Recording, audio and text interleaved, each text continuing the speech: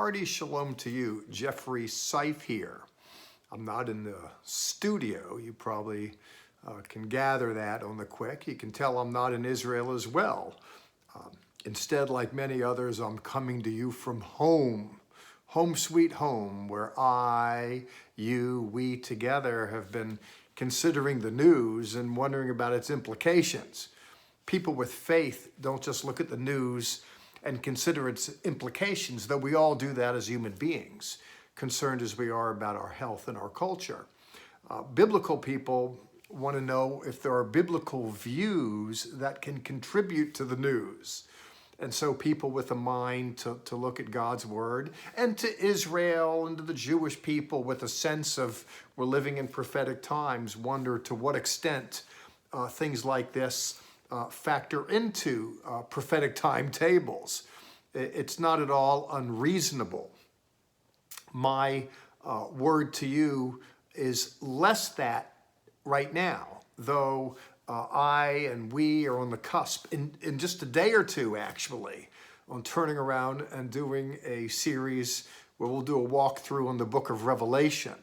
And of course, Revelation speaks of upheaval, plague, and so forth. And there's an opportunity to weigh in on all of that in something beyond just a quick 5-minute sound bite. I know that we tend to like things on the quick. You know, we like our food microwaved and hot on the quick, as opposed to spending 4 hours to make it.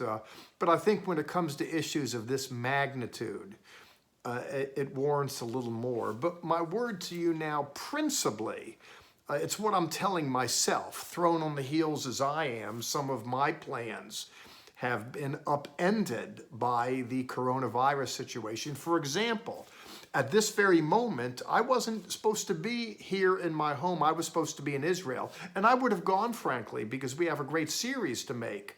However, the problem was, though I could get in there, I couldn't afford to get quarantined and unable to get back because I'm working with really tight margins.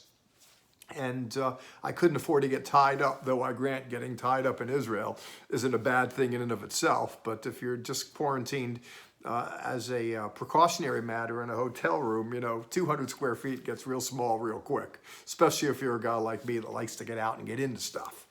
And so we opted to forego our travel plans to Israel to do a series on Peter, to instead pivot to do something that is on the book of Revelation, thinking that that is something that particularly is on people's minds. Now, to the moment right now, I am less concerned than most. And again, words should be chosen carefully, and I'm not working off a teleprompter with script writers telling me what to say. And, once I finish this video, I'll probably think there's a way I could have said it better. But my point here is that I am less concerned in that I'm not thrown on my heels thinking we're at the edge of an apocalypse right now.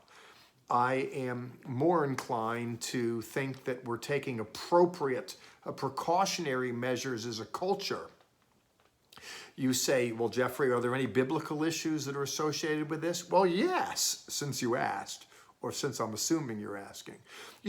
When I look at this particular virus, I'm mindful of the fact that not just that it comes from China, but that it comes from bats. The Chinese palate is much broader than my own and perhaps yours. People are minded to consume things that others just wouldn't eat. I'm not even talking about the standard kosherate or dietary laws as opposed to unkosher food in America. In Asian culture, that grasp, that it all broadens what individuals get their hands on and eat.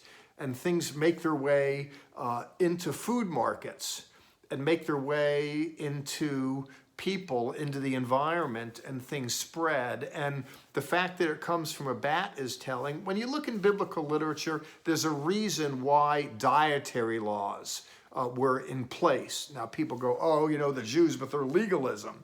But when you think about it, if you look at the book of Numbers, For example, it numbers about 600,000 fighting men on the front end, extrapolating from that women, children too young to fight, men and women too old, and all that. You're looking at a group of 2 million people that are encamped in close proximity.